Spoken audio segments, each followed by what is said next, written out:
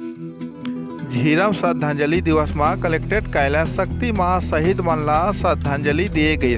आप मन ला बता दी शक्ति कलेक्टर श्रीमती नुपुर राशि पन्ना कलेक्ट्रेट भवन में अधिकारी और कर्मचारी मन ला झीरम श्रद्धांजलि दिवस के बेरा में शपथ दिलाइन है। ये बेरा में सबो अधिकारी द्वारा शहीद मन ला नमन करत हुए 2 मिनट बर मौन धारण करके श्रद्धांजलि अर्पित करीन है।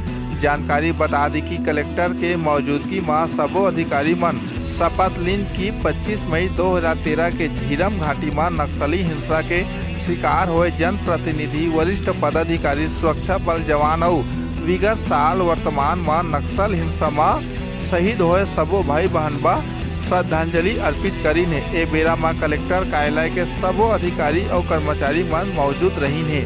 सीजी पंचायत न्यूज ले सुधा वाले के खास रिपोर्ट। गांव देहात के हर छोटे छोटे समाचार पर हमारे चैनल ला लाइक और सब्सक्राइब जरूर कराओ।